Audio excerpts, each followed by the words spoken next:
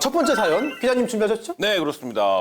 첫 번째 사연은 아이디 MIN 땡땡땡님이 보내주신 사연인데요. 버스를 타려고 하는데 잔돈이 없었대요. 교통카드도 마침 없었고 근처 편의점으로 가서 잔돈을 만들기 위해서 약간의 간식거리를 사고 5만 원을 내고 거스름돈을 받고 무사히 버스를 타고 집으로 온 거예요. 호주머니에 거스름돈이 너무 많은 거예요. 받아야 될 돈이 4만 7천 원쯤 됐는데 호주머니 속에서 나온 돈은 9만 원이 넘게 나온 거예요. 거스름돈을 계산할 때 5천 원짜리 대신에 5만 원짜리를 준 거예요. 평소 자주 가는 동네가 아니어서 차로 한 20분 정도 떨어져 있는 곳이라고 해요. 그래서 이분이 나름대로 생각을 한 거죠. 이 돈을 내가 가져도 되는가.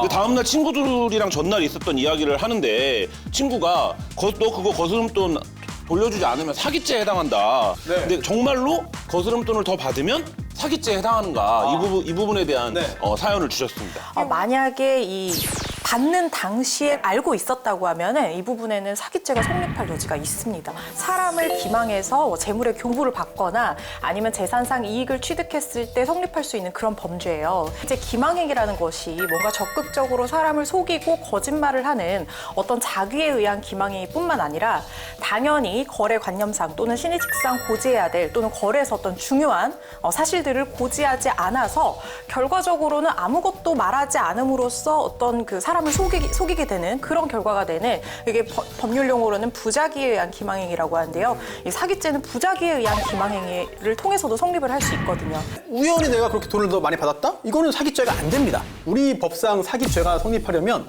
고의가 있어야 됩니다. 내가 일부러 누구를 적극적으로 속여서 뭔가를 이익을 보거나 아니면 돌려줘야 되는데 그걸 말을 하지 않아서 결과적으로 다른 사람을 속이거나 그럼 사기가 아닌 경우도 있습니다. 이게 뭐냐면 몰랐는데? 지금 보니까 이렇네? 또는 영원히 모르는 경우. 더 많이 받고도 모르는 경우. 이때 사기 고의 없잖아요. 그런데 그럴 때 돌려주지 않으면 성립할 수 있는 게 바로 이제 점유이탈물 횡령죄. 점유에서 떨어져 나온 이런 것들을 횡령한다, 돌려주지 않는다. 이것도 범죄로 보고 있기 때문에 처벌 가능성이 있는 거죠. 물건을 사고 돈을 지불했는데 손님이 더 많이 돈을 줬어요. 내가 집에 와서 생각해보니까 가게 주인은 어떻게 해야 되나요? 내가 그걸 이제 알게 됐어요. 알고 보니까 돈을 더 받았다. 근데 돌려주지 않았다. 그러면은 이 부분은 또 점유이탈물 횡령죄가 성립을 할 수 있어요. 똑같은 구조군요. 네, 현금으로 이렇게 계산을 했을 때는 이 개인 정보를 모르는 경우가 많아요. 분실물에 준해서 이제 경찰서에 갖다 주시는 것이 양심적인 어떤 모범 시민의 행동이 아닐까 이렇게 생각이 듭니다. 선물 때문에 범죄자 된 사연이. 크리스마스고 연말이고 약속이랑 모임이 다 취소돼서 집에 이제 콕 박혀 지내게 된 거예요.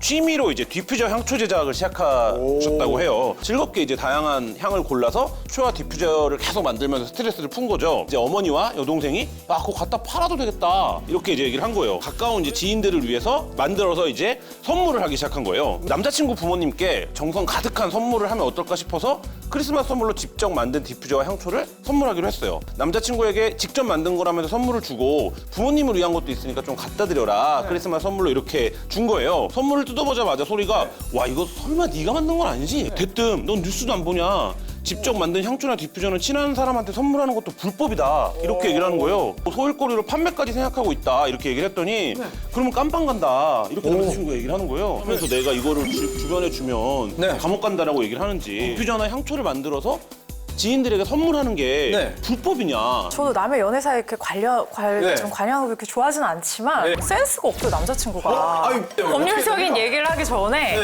아니 이분이 지금 사람이 정성을 들여서 여자친구분이 준비를 했는데 얼마나 무한하겠어요. 네, 일단 그러면 법률적으로 말씀을 드리면 그렇지만 인증을 받지 않는 향초랑 디퓨저를 만들어서 선물하는 게 이제 불법 행위에 해당할 수 있어요. 위법한 행위에 해당할 수 있는데 이걸 아는 분들이 많지가 않아요. 이 향초랑 디퓨저는요. 생활화학 제품 및 살생물제의 안전관리에 관한 법률 적용을 받는 그래서 살생물제법이라고 하는데 이 법률상 안전성을 확인해야 되는 어떤 대상 생활화학 제품으로 분류가 되거든요. 가습기 살균제 사태 때 이제 반성적으로 다시는 재발하지 않도록 하기 위해서 만들어진 법안인데 그러니까 법적으로 따지면 증여 행위에 해당할 수 있겠죠. 증여를 하거나 판매를 하려고 하면 매 3년마다 공인된 어떤 국가 기관이나 검사 기관에 이 안전성이 이제 충족이 됐는지에 대해서 확인을 받아야 되고요. 환경부 장관에게 신고도 해야 돼요. 근데 이걸 어기게 되면은 살생물제법 56조에 따라서 7년 이하 징역이나 7천만 원 이하 벌금에 처해질 굉장히 이제 처벌 수위가 좀 높죠.